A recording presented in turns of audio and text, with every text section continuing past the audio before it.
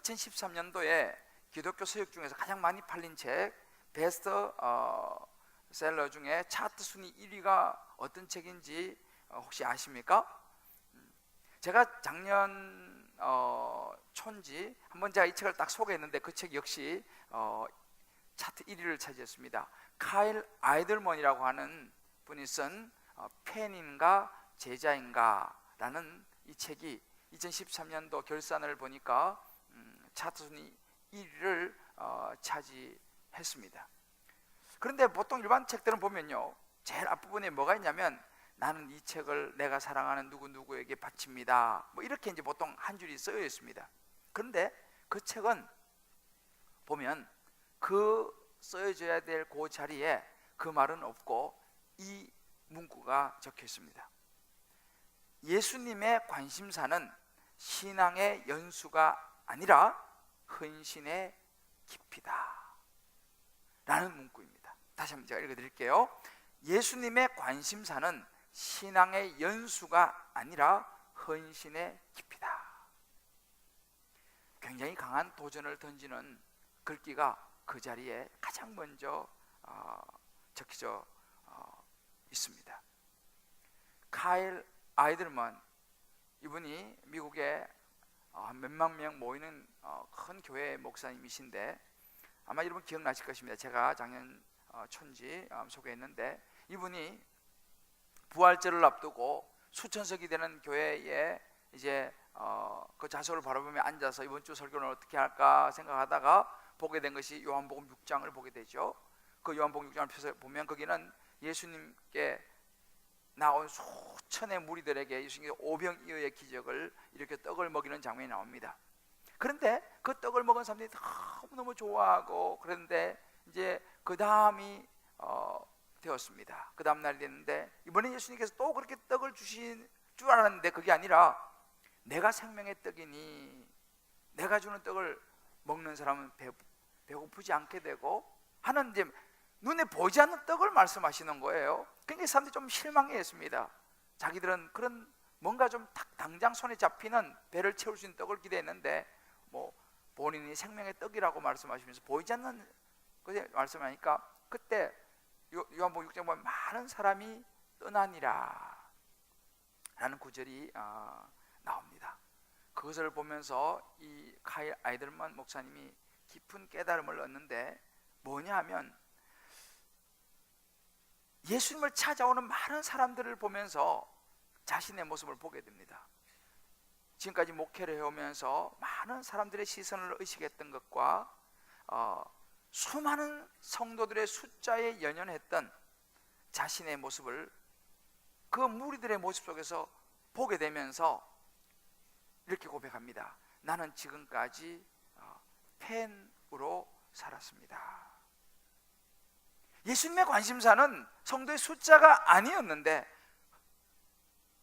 목사로서 자신의 헌신의 깊이였는데 자신은 너무 눈에 보이는 것을 추구해왔던 자신의 모습을 고백하면서 그 책을 전개해 나가는데, 그 책을 보면 팬의 어떤 사람이 그런 팬인지 어떤 사람이 제자인지를 이제 이렇게 구분을 하면서 이야기를 합니다. 우리도 잘 알다시피 뭐 상식선에서 벗어나지 않습니다만 팬은 관중석에 앉아서 열광하고 환호하고 때로는 고함을 치면서 응원하는 사람이 팬입니다. 열렬한 팬들은요, 그 선수의 최근의 기록까지도, 뭐 야구 선수다 그러면 뭐 이 선수가 매달 몇 분 몇 리 뭐 이런까지도 다 기억할 정도로 그 선수의 기록을 다 안다라는 것입니다. 열렬한 팬일수록 말이죠. 그런데 한 가지는 모르는 것이 있는데 뭐냐면 그 선수를 개인적으로는 모른다는 거예요. 자기는 그 선수를 알지만 그 선수는 자기를 잘 모른다는 것입니다. 개인적인 관계는 없다는 것이죠. 또 하나는 뭐냐면 거기 앉아가지고 열심히 응원을 하지만 땀을 흘리면서 경기장에서 뛰지는 않는다는 거예요. 그리고 말로 모든 것을 하지 행동을 하지 않는 것이 팬이다. 또 자기가 응원하는 편에 자꾸 지고 이렇게 되면 실망하고 언제든지 팀을 바꿀 수 있는 것이 팬이다. 폐해는 교회에서도 찾아볼 수 있다는 것입니다. 교회에서 보게 되면 종교적인 의식을 잘 지키고 어떤 교파를 아주 중시하면서 성경 지식에는 상당히 해박한 사람, 그런데 말은 굉장히 많이 하지만 희생하지 않는 사람, 그런 사람이 교회 안에 있는 폐인의 모습이라는 것입니다. 그러면서 이런 질문을 드립니다. 당신은 폐인입니까? 제자입니까? 제가 그 책을 다시 한번 이 본문을 묵상하면서 그 책이 생각이 났어요.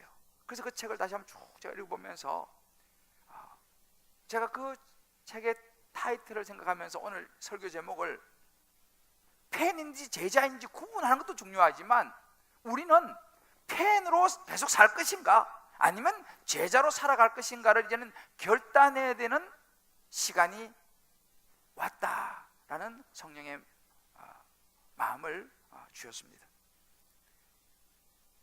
그래서 제가 오늘 이 제목에는 오늘 메시지의 핵심이 들어있습니다.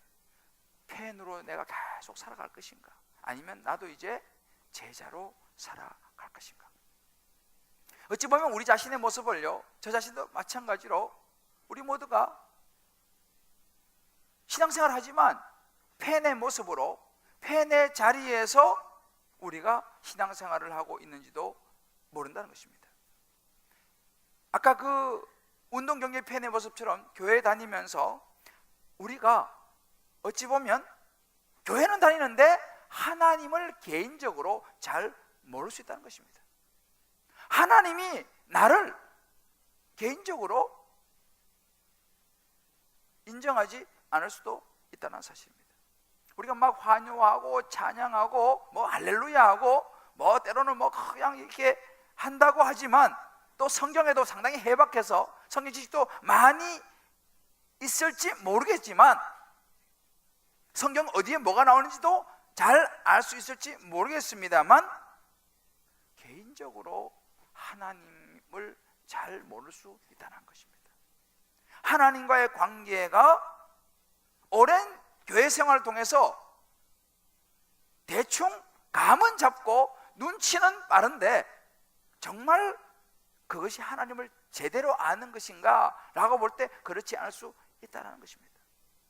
우리가요, 이 언어 같은 것을 이렇게 배워보면 외국에서 이렇게 좀 살면서 늘 느끼는 것이 뭐냐 하면 외국에 산다고 해서 영어를 잘하는 것이 아니라는 것입니다. 이태리에 산다고 해서 이태리 영어를 잘하는 것이 아니라는 것입니다.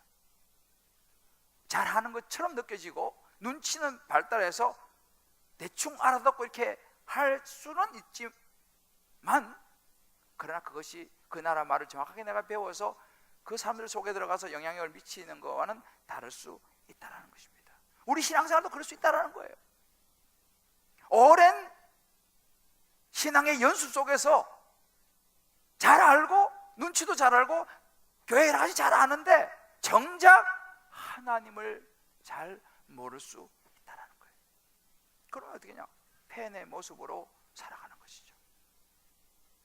그러나 참 제가 감사했던 것은 뭐냐면 이 책이 2013년도에 1위를 했다는 것이 저는 너무 감사했습니다. 왜냐하면 많은 사람들이 여전히 제자로 살아가는데 관심이 있다는 거예요. 그러니까 이 책을 가장 많이 사와봤지 않겠습니까? 그래서 저는 그걸 보면서 뭐 한국교회가 뭐 이제는 뭐 소망이 없니 뭐 어떠니 저떠니 해도 저는 아직까지 한국교회가 소망이 있다.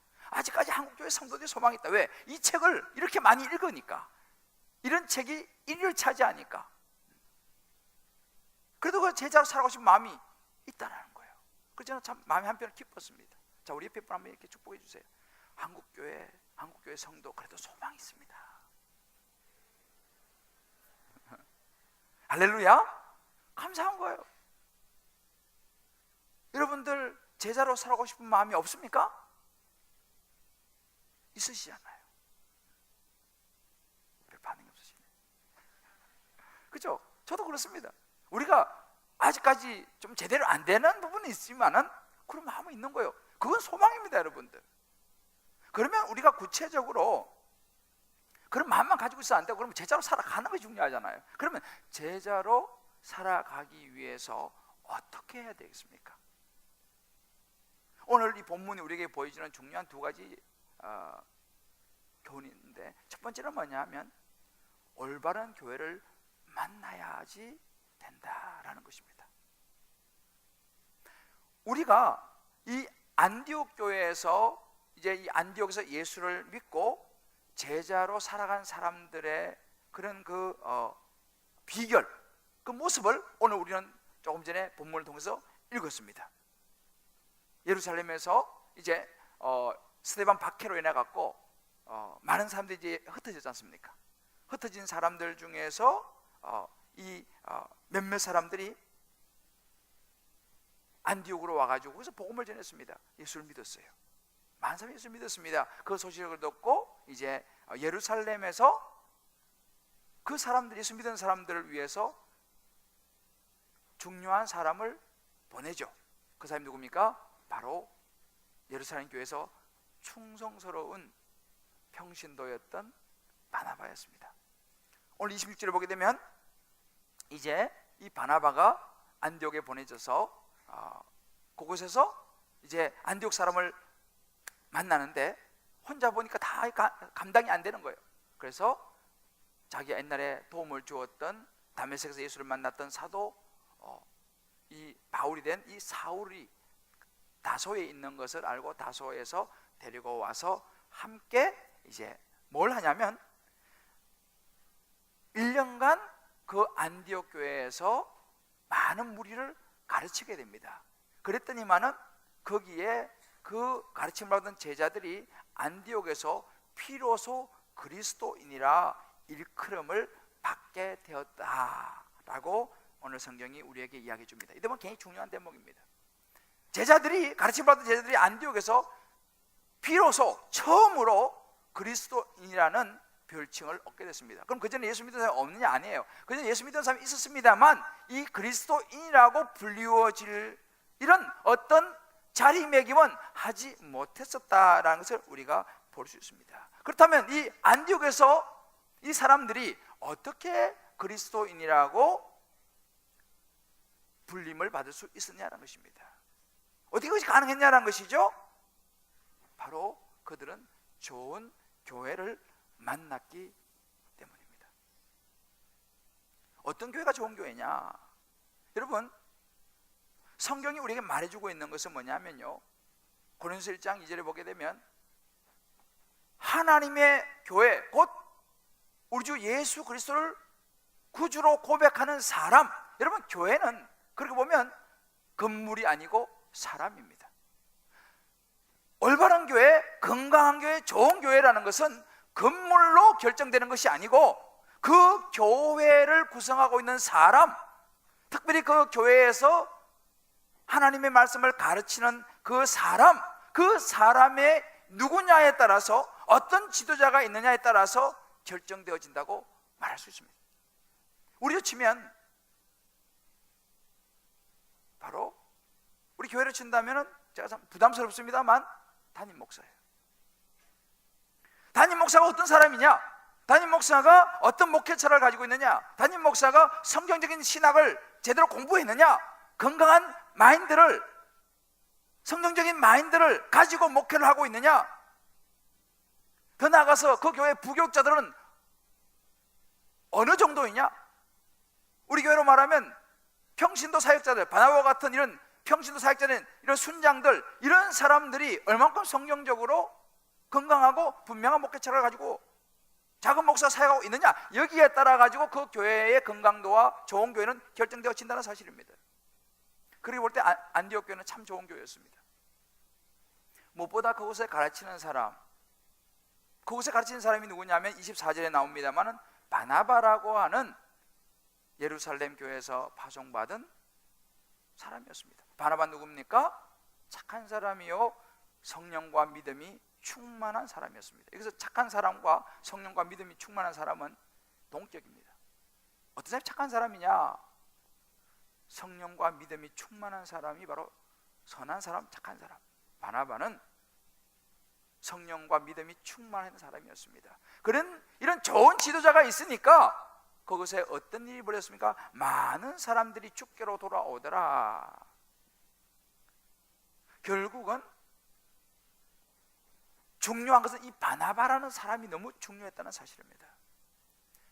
바나바라는 이 사람, 성령과 믿음이 충만한 바나바를 통해서 많은 사람이 주께로 돌아오는 것을 볼 수 있습니다. 저는 이 구절을 묵상하면서 상당히 좀 부담이 됐습니다. 왜냐하면 어찌 보면 이런 면에 있어서 주님 사랑의 교회에서 많은 무리가 예수를 믿고 돌아오느냐 아니냐, 교회가 뭐 그냥 쉬운 말로 부흥을 하느냐 안 하느냐는 다른 어떤 환경적인 요소나 다른 그 누구에 달려있는 것이 아니고 바로 1차적으로 담임 목사에게 달려있다. 누구 탓할 것이 없다 라는 이야기입니다. 엄청 부담됩니다. 그러니까 뭐 누가 어느 부교육자가 어느 성도가 그게 아니라는 거예요.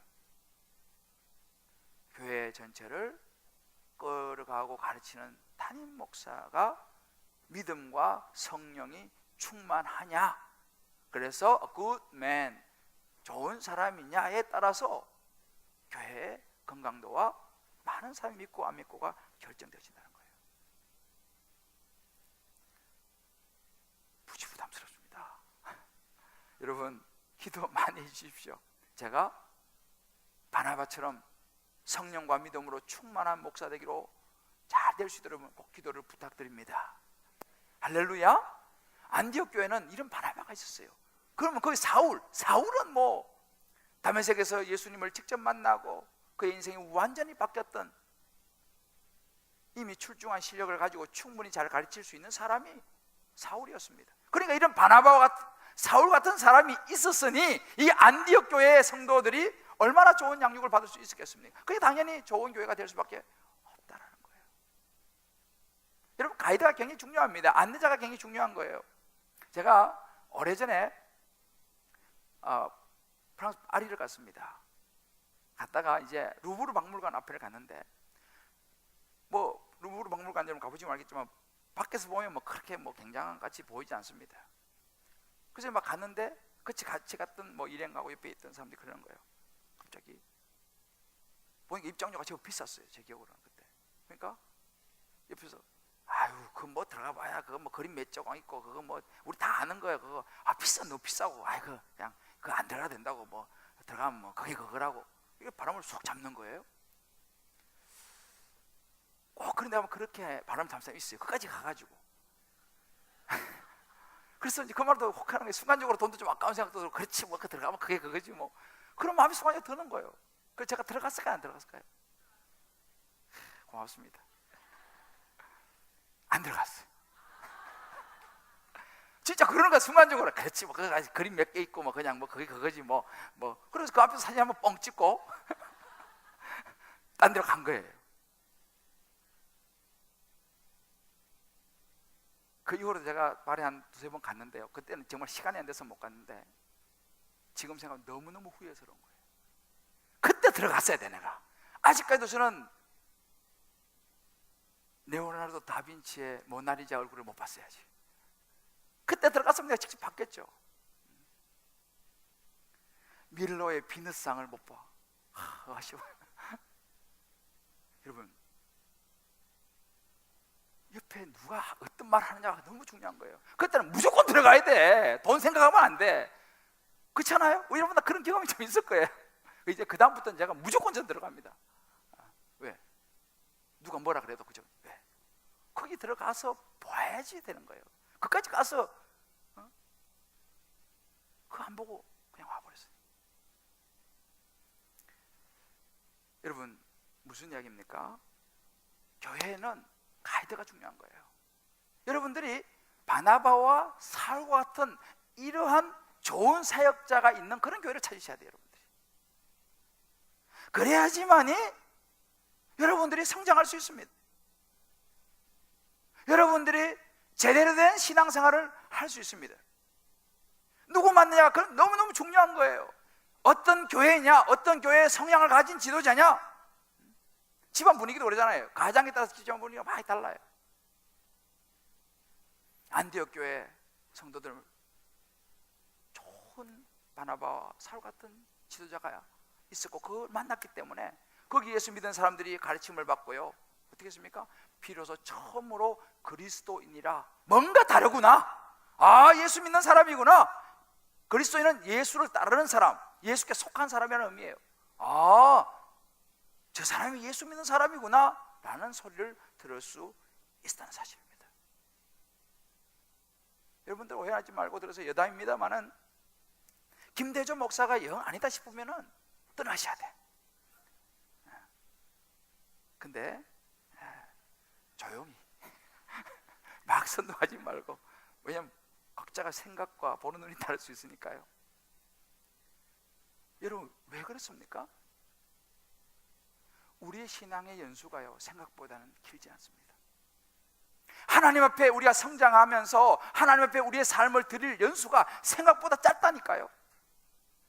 여기서 방황하고 저기서 방황할 그런 만큼의 인생이 길지 않다는 거예요. 하나님 앞에 열심히 성장하고 또 성장해도 시간이 부족하다는 거예요. 그런데 날마다 이렇게 해서 방황하고 저렇게 해서 방황하고 그러다 보면 세월이 다 가요. 영국의 유명한 학자가 버나드 쇼가 자기 묘비에다가 이렇게 썼습니다. 우물쭈물하다가 내일이 될 줄 알았다. 영어로 그 번역하면 그렇게 해요. 우물쭈물하다가 결국은 자기 앞에 죽음이 올 줄 자기는 알았다는 거예요. 우리 인생도 마찬가지예요. 제가 생각해 보니까요, 제가 이제 올해 드디어 축하해 주십시오 5학년이 됐습니다. 근데 전 좋아요. 근데 생각해 보면요, 제가 만 65세까지 사역을 한다면 저는 이제 2텀 남았어요. 70세까지 한다면 뭐 조금 더 남았겠죠. 계산해 보니까요, 사역훈련 15번만 하면 저 은퇴해요. 사역훈련생 15 한 기수만 배출하면 저는 은퇴라니까요. 만약에 뭐 바빠가지고 뭐 다른 여건 때문에 좀 더 일찍 단축된다 그러면 사역훈련 한 10번 정도 하면 은퇴 될지도 모르는 거예요. 여러분 이것이 우리 인생입니다. 제가 보니까 얼마 안 남았더라고요. 제가요 이 사역할 날이 보니까. 여러분은 안 그러신 것 같은데 여러분도 마찬가지예요. 여기 6학년 계시잖아요. 죄송해요, 얼마 안 남았어요. 4학년 금방 5학년 됩니다. 자, 옆에 이야기해줘요. 사역할 날이 얼마 안 남았습니다. 여러분 우리가요 우물쭈물하다가 보면 은퇴해야 된다니까요. 그러니까 우리가 방황할 시간이 없어요. 제대로 된 신앙생활하고 주님을 위해서 제대로 헌신할 날이 생각보다 많지 않다는 것입니다. 여러분 주님 사랑의 교회, 그래서 말씀해 좋은 교회를 만나야 되는 거예요. 그럼 주님 사랑의 교회 좋은 교회입니까? 어떻게 알 수 있습니까? 교회의 목적과 사명, 비전을 보셔야 돼요. 여러분들이 주님 사랑의 교회의 사명과 목적과 비전은 무엇입니까? 여기 나와 있잖아요. 제자되어 세상을 변화시키는 생명 공동체, 이게 주님 사랑의 교회 비전이요 사명이요 목표입니다. 뭡니까? 예수님 말씀하셨잖아요. 마태복음 28장 19절에 그러면 너희 가서 모든 민족을 제자로 삼으라는 거예요. 그래서 아버지가 들어 성령의 세례를 주고 내가 분부한 것을 가르쳐 지키게 해라. 이게 예수님께서 우리 교회, 지상교회에 주신 지상대명령입니다. 이거 지키는 교회는 건강한 교회, 좋은 교회고, 이거 안 지키면 뭐 아무리 이야기해도 그건 좋은 교회가 아니에요. 그럼 우리 교회는 뭐 하는 교회냐? 여러분 교회가 뭡니까? 교회는요 한마디로 정의하면 성경에서 말하는 것처럼 요한복음 20장 21절에도 나오는데, 세상에서 사람들을 불러내서 예수 믿지 않는 사람들 불러내가지고 예수 믿게 만들어서 하나님의 백성을 만드는 거예요. 그리고 예수 백성 만들어 거기 끝나는 것이 아니고 그 사람들을 잘 제자로 삼아가지고 다시 세상으로 보내는 거예요. 왜? 가서 또 제자 삼으라고. 이거 하는 교회는 건강하고 좋은 교회예요. 그러나 이거 하지 않는 교회는 뭐 아무리 이야기해도 그건 건강하다 말할 수 없습니다. 주님 사랑의 교회는 물론 완전하지 않죠. 서투르고 저도 마찬가지고 아직까지 성숙해야 되고 성화되어져야 될 부분이 많습니다. 그러나 우리의 목적은 분명한 거예요. 제자가 되어서 세상으로 나가서 다시 또 잃어버린 영혼 구하고 또 제자 삼아서 또 보내고, 그런 살아있는 생명 공동체, 이것이 주님 사랑의 교회의 사명의 비전이에요. 여러분들 그 배를 탔습니다. 나는 그거 싫어 하시는 분들은 그런 여러분이 맞는 교회를 찾으시면 돼. 그러나 성경이 이것을 이야기하고 있습니다. 우리 교회는요, 제자훈련 목회철학을 가지고 있습니다. 오카는 목사님이 하셨던 그 제자훈련 목회철학을 가지고 우리가 가고 있는데, 오늘 이제 우리가 제자훈련 사역훈련 개강 예배를 같이 드리는데요, 제가 지난주에 사목협이라고 있습니다. 사목협이 뭐냐? 사랑의 교회 목회자 협의회. 사랑의 교회 출신 목사들이 이제 거기 있다가 나온 목사들이 많잖아요. 1년에 한두 번씩 모여서 수련을 하고 세미나 합니다. 그래서 제가 이번 주에 갔다 왔어요. 가서 이번 주제가 뭐냐면 제자훈련 스피릿에 대한 부분이었어요. 제자훈련이 제대로 가고 있는가, 뭐 이런 부분에 대해서 이제 발표도 하고 서로 또 토의도 하고 뭐 이렇게 시간을 의미 있는 시간을 가졌는데, 저한테도 이제 제가 발표할 어떤 뭐가 주어져서 저도 그런 이야기를 했습니다. 제자훈련 스피릿이 뭐냐? 제자훈련 목적이 뭐냐? 제자훈련의 목적은 딱 한마디로 이것저것 이야기할 거 없이 제 생산이다. 왜요? 제자가 되는 이유가 뭐냐라는 거죠. 제자훈련 받는 이유가 뭐냐라는 거죠. 사역훈련 받는 이유가 뭐냐는 거죠. 이유는 분명합니다. 제자 되어서 세상에 가서 또 제자 삼고, 그래서 거기서 세상을 변화시키는 거예요. 교회가 이 재생산의 역할을 감당하지 않는다면 그건 교회로서의 기능이 아니라는 것입니다. 그러면 왜 오늘날 많은 제자훈련하는 교회들이 이 부분에 있어서 많은 중요성을 놓치느냐 이 말이에요. 이 스피릿이 왜 변질되냐 이 말이죠. 문제가 뭐냐라 이 말이죠. 문제는 뭐냐면 이 제자훈련의 목적인, 원래 그 오카노 목사님이 추구했던 그 목적이 희석되기 때문에 그렇다는 것입니다. 왜? 세상으로 가야 되는데 안 가고 교회 안에만 자꾸 머물러 있으니까 어떤 현상이 교회가 커지는 거죠. 왜? 교회 안에 점점 사람이 많이 오니까, 교회가 점점 커지니까 교회가 힘이 세지죠. 여러 가지 여러 파워가 생기고 영향력이 생깁니다. 그런데 이 교회가 커지다 보니까 여기에 약점이 있는 거예요. 뭐냐면 영혼에 대한 관심이 줄어드는 거예요. 왜? 교회의 목적은 세상 가서 잃어버린 영혼을 찾는 것이 교회의 목적인데, 가만히 있어도 매주 수십 명씩 수백 명씩 몰려오는 거예요. 그러니까 영혼에 대한 관심이 없어질 수밖에. 왜? 그냥 있어도 자꾸 커지니까.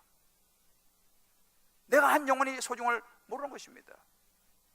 여담입니다만 부교육자들도 등록 많이 하는 게 별로 기쁘지 않아. 왜? 자기 교구에 많이 등록하면 신방 다 해줘야 되는데 그런 마음이 드는 거예요. 여러분, 이렇게 하면 이것이 병든 증거입니다. 이거 병 들어가는 거예요, 이게.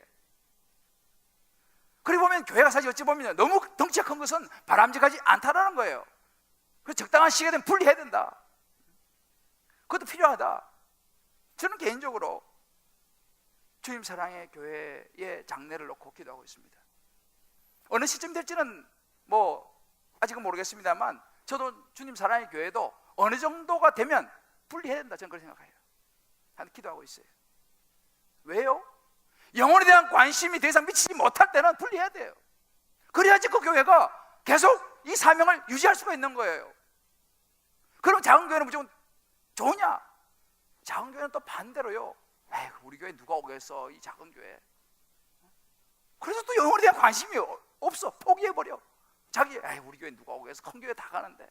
그러고 있으니 역시 또 영혼의 구원을 하는 이것이 약해진다는 거예요. 목사님들이 더 열심히 영혼 구원을 해야 되는데, 그런 자포자기 심정 때문에 오히려 아무것도 하지 않고, 그러니까 여기는 커서 여기는 작아서.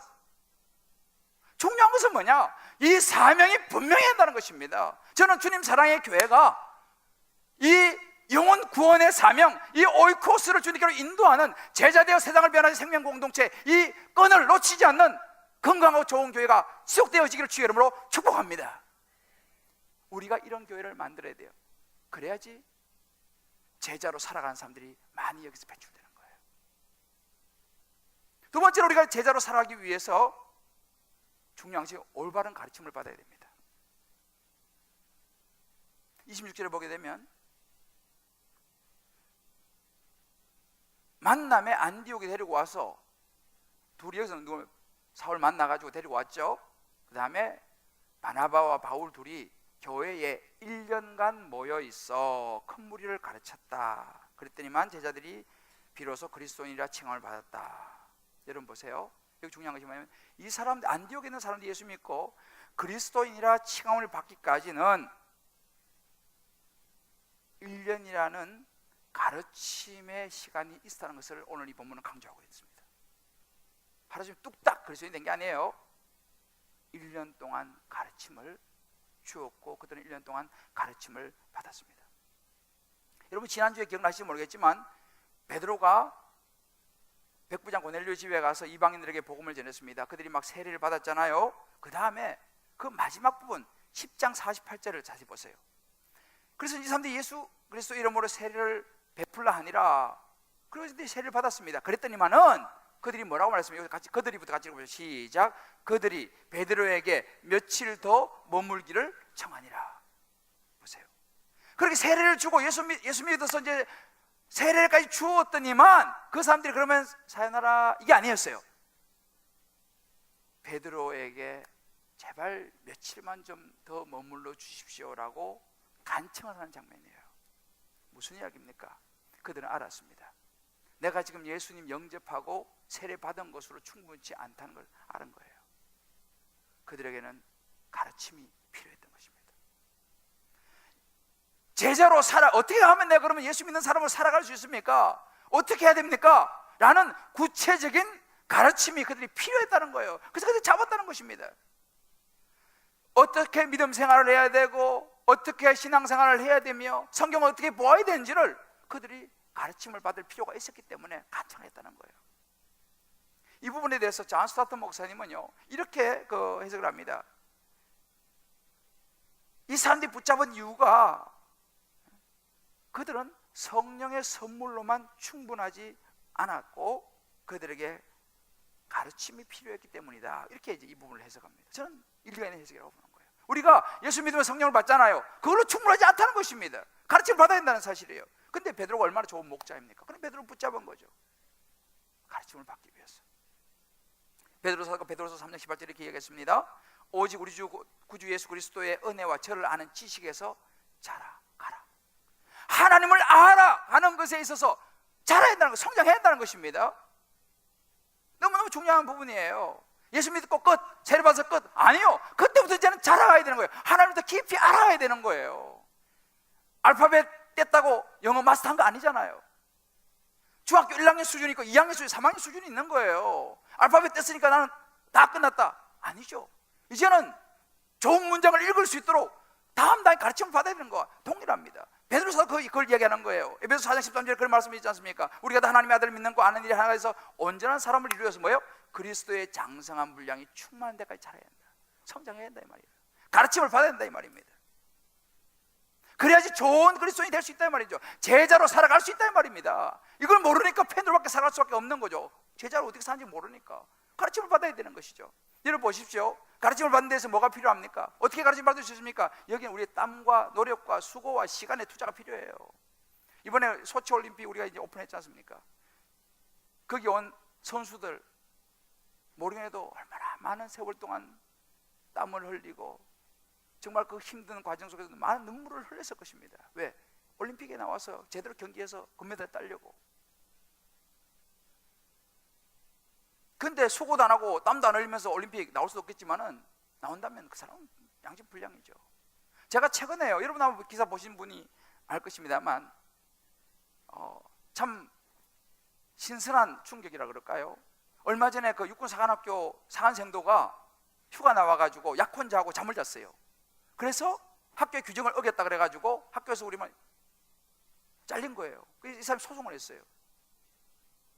근데 보니까 육군사관학교는요 3가지 규정이 있더만요. 하나는 금주, 금년, 연애, 노, 이 3가지. 이거 하면 안 되는 거야. 술 먹으면 안 되고 담배 피우면 안 되고 여자하고 잠을 자서도 안 되고. 저는 깜짝 놀랐어요. 시대가 지금 어떤 시대인데 지금. 그렇잖아요. 시대가 어떤 시대인데 지금 이 3가지를 학교 규정으로 해야 이거 하면 잘린다. 그래가지고 아니 학교에서 그런 것도 아니에요. 휴가 나와가지고 약혼자하고 잠을 잔 거예요. 어떻게 알았는지 몰라도 그런 거를.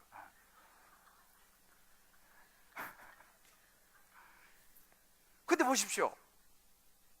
육군사관학교는 교회가 아니에요, 여러분들요. 그 사람들은 일반 사회입니다. 그 안에 뭐 예수 믿는 사람도 있고 안 믿는 사람도 있겠지만은 예수 안 믿는 사람도 나라와 민족을 위해서 장교가 되기 위해서 그런 소위 말도 되지 않는 세 가지 규칙을 세워놓고 그거 안 지킨다고 자르는 세상에서도 그렇게 하는데, 우리는 누구입니까? 그리스도인 아닙니까? 예수님 믿는 사람 아닙니까? 그렇다면 우리는 적어도 그거보다 나아야 되지 않겠습니까? 이게 제자의 삶이에요. 근데 예수 믿는다고 교회 다닌다고 해서 전혀 그냥 내 마음대로 살아간다? 글쎄요. 전혀 시간도 투자하지 않는다. 땀 흘리지 않는다. 여러분, 제자로 살아가려면요, 제자로 살아가는 방법을 가르침을 받아야 돼요. 시간 투자하셔야 돼. 수고하셔야 돼. 땀을 흘려야 됩니다. 그래야 되는 거예요. 그냥 아침에 하루아침에 뚝딱 아니에요. 1년 동안 가르침을 받았다는 것을 기억해요. 사람들이 1년을 놓치는 거예요. 그리스도인이다 이것만 생각하니 1년 동안 가르침을 받은 것을 생각을 하는 거예요. 제가 그 독일에서 한 사모님하고 이제 대화했는데, 사모님이 재밌는 이야기 해줬어요. 이 사모님은 독일 한 20년 가까이 사셔가지고 독일을 잘해요. 뭐 거의 능통할 정도로 잘해요. 학교에서 학생들도 가르치고. 제가 볼 때는 하여튼 저는 독일 잘 모르니까 하여튼 잘하시는 것 같아요. 근데 이 사모님이 무슨 이런 이야기나, 자기하고 같이 교제했던 독일 교회 사모님이 얼마 전에 그래요. 최근에 자기한테 그런 이야기를 하는 거예요. 왜 당신은 나한테 다 못 알아들었으면서 왜 못 알아듣다고 말하지 않았느냐, 다 알아들은 것처럼 행동했느냐, 이렇게 이야기하더라는 거예요. 자기 깜짝 놀랐다는 거예요. 아마 여러분 외국에서 좀 사신 분들은 기억이 나실 겁니다. 우리가 보통 언어를 배우면요, 처음부터 100%가 들리지 않습니다. 뭐 40%, 50%, 60%, 70% 이렇게 이제 대충 이제 알아들어요. 그러면 어떻게 하냐면 그 나머지 30%, 20%는 어떻게 하냐, 그냥 뭐 웃으면서 그냥 뭐 적절하게 알아듣는 척 하는 거예요. 우리가 그냥 뭐 알아듣는 척하고 뭐 그냥 이렇게 감으로 때려잡는 거죠. 한 30%. 그런데 그렇게 하면 영어를 더 고급 단계까지 언어를 배울 수 없다는 것입니다. 그 사모님 이야기, 독일 그 사모님 이야기가 뭐냐면, 당신이 그때 못 알아듣는다고 솔직히 얘기했으면은 당신 지금 독일어 훨씬 더 잘할 것이다. 근데 왜 당신이 그렇게 하지 않았냐. 그 이야기 들으니까 저도 엄청 찔리더라고. 저도 못 알아 대충 뭐 이렇게 하면서 그랬죠. 그때 내가 솔직히 나 그 사람 받은? 하고 뭐 이렇게 하면서 뭐라도 이야기하면서 좀 다시 좀 못 알아들었으니까 좀 창피하게 하지만 좀 이야기해달라고 이렇게 말했다면 아마 제가 그때 실력이 좀 더 올라갔을 것입니다. 근데 저도 사실은 그런 경험이 많이 있어서 저도 그거 보고 찔리면서 웃었어요. 여러분, 신앙생활 똑같습니다. 교회생활 오래 하면요, 하나님을 잘 알고 성경 잘 아는 것처럼 보일지 몰라요.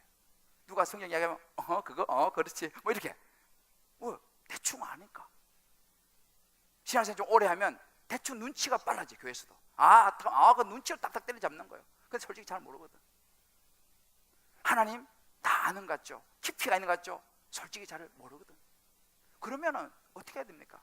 내가 뭘 30년 40년 목사인데, 내가 지금 장로인데 내가 그거 모른다고 해서 되겠어, 창피하게. 이런 마음이 마음속에 있어요, 없어요? 있죠. 그러나 그래서 그때 그저 눈치로 슬쩍 그 시간을 넘기고 그저 몰라도 아는 척, 하나님도 솔직히 잘 모르면서 성경도 제대로 모르면서 아는 척하고 넘겨가면 세월이 많이 지나도 하나님하고 대화가 안 된다는 거예요. 왜? 하나님의 언어를 알아듣지를 못해. 하나님의 언어를 배워야 되는데, 말씀을 통해서 배워야 되는데 그걸 안 배우니까 교회는 다니는데 겉으로 보니까 30년 40년 목사고 뭐 장로 권사 집사인데 속은 모른다는 거예요. 이럴 수 있다는 것입니다. 자, 우리 옆에 분 이렇게 한번 축복합시다. 용기가 있어야 성장합니다. 용기가 있어야 성장하는 거예요. 모르면 모른다고 이야기할 수 있어야 됩니다. 이번에 우리가 제자훈련 이번에 시작하고 사역훈련 이번에 시작합니다, 오늘. 그리고 이제 지금 성장 팀돌반 지금 신청받고 있는 것 같아요. 여러분, 제자로 살아가려면 가르침을 받아야 되고, 가르침 받으려면 용기가 필요해요. 내 경력이 얼만데, 여러분 경력이 중요하지 않습니다. 신앙의 연수가 아니라 하나님을 얼마나 깊이 아느냐가 중요한 거예요. 여러분들, 저는요, 하나님 앞에서 이제는 하나님의 언어를 배우셔야 됩니다. 교회만 다녀야 되는 게 아니고 하나님 깊이 알아야죠. 하나님과 좀 대화가 돼야 되죠. 좀 뭔가 그래야지 우리가 제자로 살아갈 수 있기 때문에 그렇습니다. 그래서 우리가 뭐예요? 눈물을 흘리며 씨를 뿌려야 되는 거예요. 좋은 씨를 뿌려야 되는 거예요. 좋은 씨가 뭡니까? 땀이요, 수고요, 투자요. 1년간 가르침. 여러분 제자훈련 사역훈련 오늘 시작하는데요, 1년 동안 이제 오늘부터 가르침을 시작합니다. 이 사람들은 이제 제자로 살아가기를 배우게 될 것입니다. 사역자로 살아가는 것을 배우게 될 것입니다. 그냥 뚝딱이 아니에요. 여러분 기억하십시오. 제가 첫수에 말씀드렸죠. 안디옥에 처음 온 사람들은 평신도들이었어요. 사도가 아니었어요. 목사가 아니었어요. 스데반의 박해를 피해서 온 평신도들. 20절에 보면 구브로와 구레네 몇 사람이라고 나와요. 이 사람 평신도들이었어요. 바나바 평신도였습니다. 여러분, 우리 사랑하는 성도 여러분, 우리 하나님 앞에 솔직해져야 돼요. 내가 얼마만큼 하나님을 알고 있느냐 솔직해져야 돼요. 연수가 아닙니다. 눈치로 더 이상 신앙생활하면 안 돼요. 그럼 패드로 살아가는 거예요. 여러분 훈련생들 오늘 여기 있겠지만 제자훈련 지식이 아닙니다. 계급장 아니에요. 그런 사람들 아예 시작하지를 마세요. 제자훈련은 제자로 살아가는 것을 배우는, 제자가 되는 것을 배우는 그 훈련 과정이지, 지식 내가 좀 더 늘리고 내가 제자훈련 받았다 이거 타이틀, 여러분 그거 아닙니다. 그러면 여러분 멋진 팬 될 거예요. 열광하고 환호하고 와 하는 팬 될 것입니다. 그러나 여러분들 말은 굉장히 더 잘해질 겁니다. 1년 훈련 받으면. 그러나 제자는 될 수 없어요. 3절에 보면 이를 실행하여라는 구절이 있어요.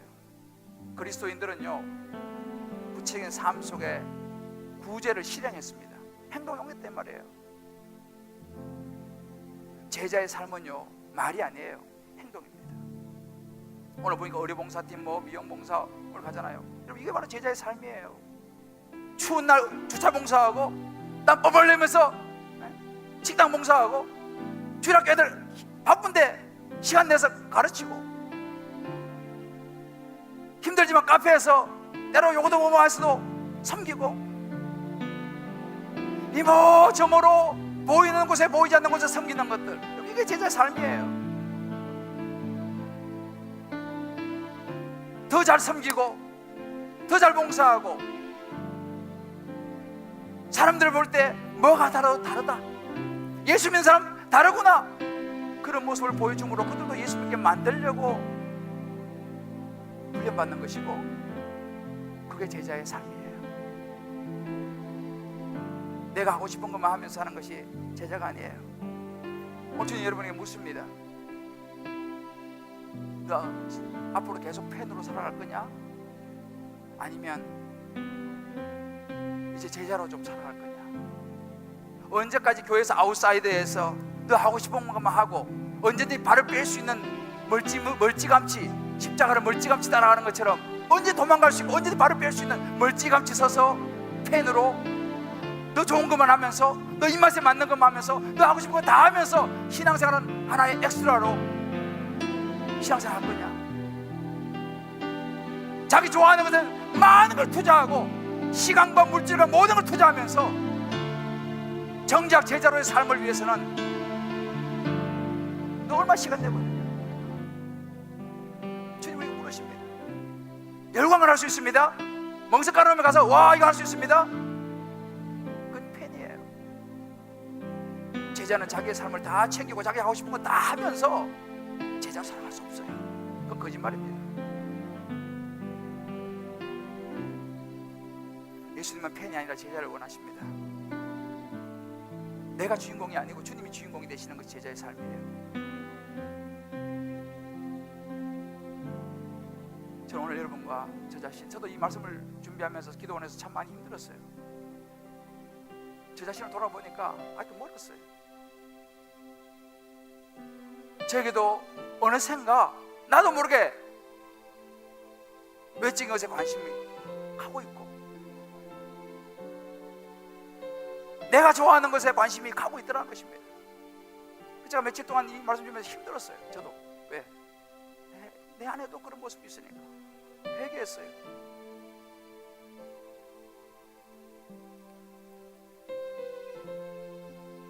우리 이 시간 같이 이 찬양 같이 부르면서요, 하나님 앞에서 우리 자신을 같이 내어놓고 한번 기도했으면 좋겠습니다. 주님 다시 오실 때까지 나는 이 길을 가리라. 좁은 문 좁은 길 나의 십자가 지고. 여러분, 제자에 살아가는 것은요, 좁은 문 가는 거예요. 좁은 길 가는 거예요. 십자가 지는 거예요.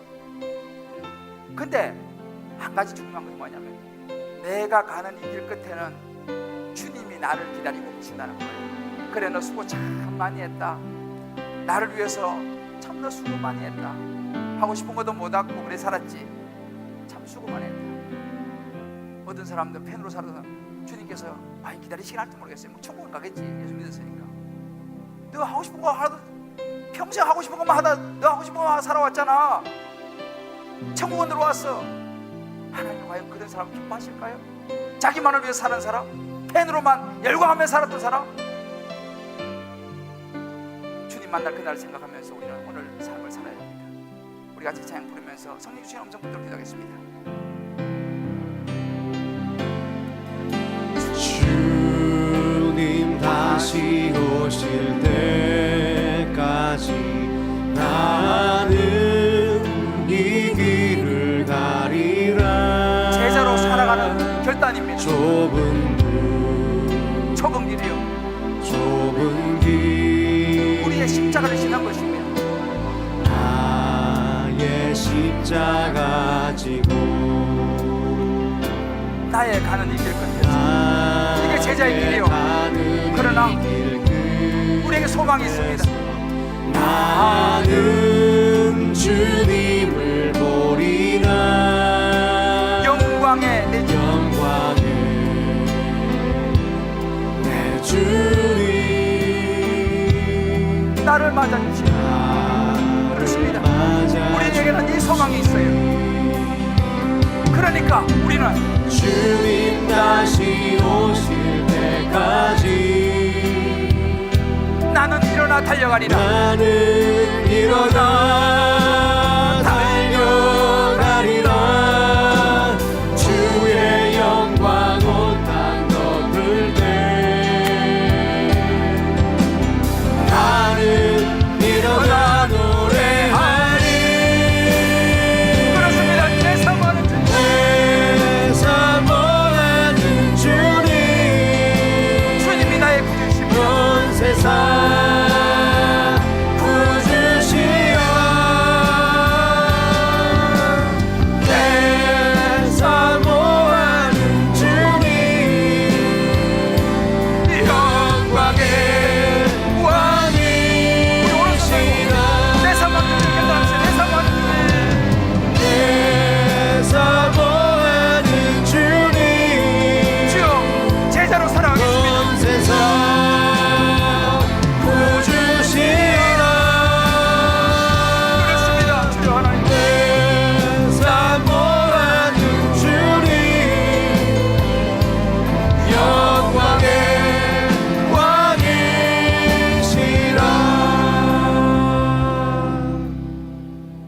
조용히 눈을 감고 오늘 말씀 들으면서 성령께서 여러분 각자에게 주신 음성이 있을 것입니다.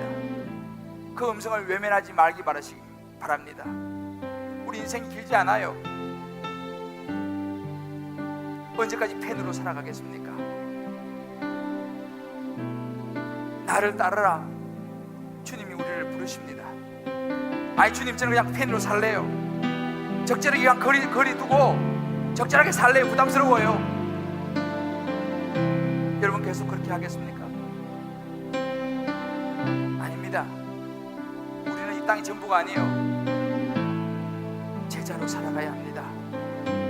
영광의 주님을 생각하면서 말이죠. 이 시간 여러분 각자의 주님 음성 붙들고 함께 우리가 결단할 부분들 결단하고 우리 회개할 부분들을 회개하면서 기도하며 나가겠습니다. 기도합니다. 오, 성령이시여, 제가 얼마나 수고하시옵소서. 주님 다시 오실 때까지. 하나님 아버지,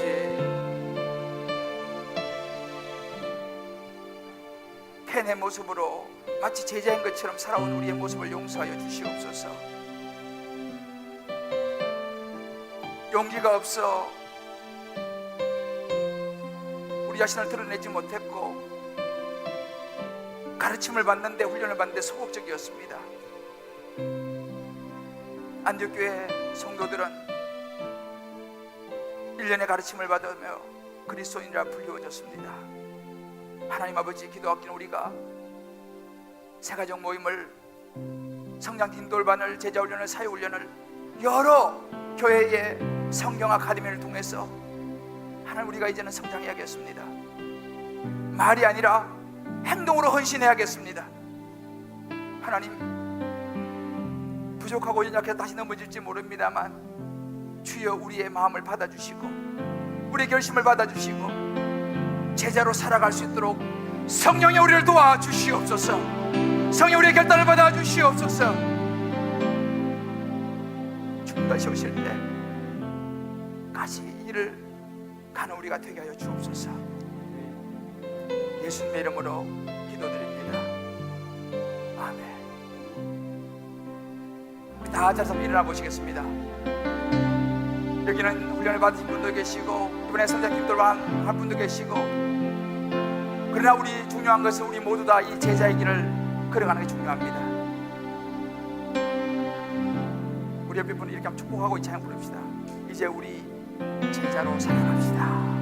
이제 우리 제자로 살아갑시다. 우리 한번 이 시간 2절을 훈련장과 우리 모두 함께 같이 부르고 축도하겠습니다. 우리의 결단입니다. 험한 파도, 험한 파도 앞길을 막아도 나는 가리 주의 길을 가리. 그렇습니다. 모진 바람이 앞길을 가려도, 모진 바람 앞길을 가려도 나는 가리 예수의 길을 가리. 주의 길을 그렇습니다. 이 길은 고난의 길입니다. 제자로 산다는 것은 길은 고난의 길, 그러나 이 길은 생명의 길입니다.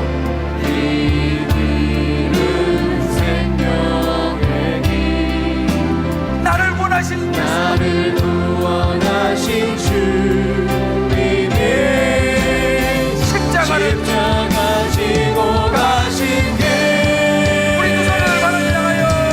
결단입니다. 나는 가리라.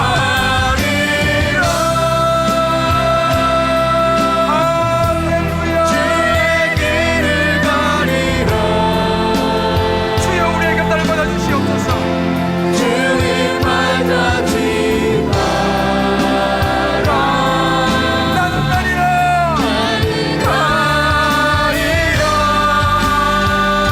제자의 길을 가리라. 주여 우리의 마음을 받아주옵소서. 주여 그렇습니다.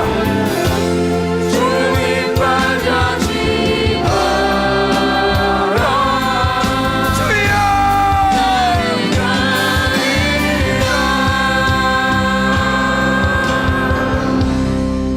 이제는 우리 주 예수 그리스도의 크신 은혜와 우리 하나님의 무한한 사랑하심과 성령의 역사 교통 충만하심이 오늘 비로소 그리스도인이라 일컬음을 받았고 제자의 삶을 살아간 안디옥 교회 성도들처럼 이제 더 이상 방관자여 멀찌마기 따라가는 팬이 아니라 제자로의 삶을 내가 살아가리라 결단하며 이렇게 1년에 땀과 수고를 결단하는 60명의 제자훈련생들, 40명의 우리 사회훈련생들과 함께할 우리 모든 훈련자, 우리 사역자들 머리 위에 저들 위하여 기도하고 후원하고 함께 헌신할 모든 사랑하는 가족들, 사랑하는 아내와 남편과 자녀들 머리 위에 이제 제자로 살아가리라 결단하며 나아가는 모든 주의 백성들 머리 위에 오늘 이 자리에 함께 하고 싶지만 건강 때문에 나오지 못하고 병상에 누워 주님을 사모하는 그 심령 위에 군문에 가진 우리 자녀들 위에 이런저런 일로 해외와 지방에 나가는 우리 모든 권속들 머리 위에 이제부터 영원토록 함께 하시기를 간절히 축원하옵나이다. 아멘.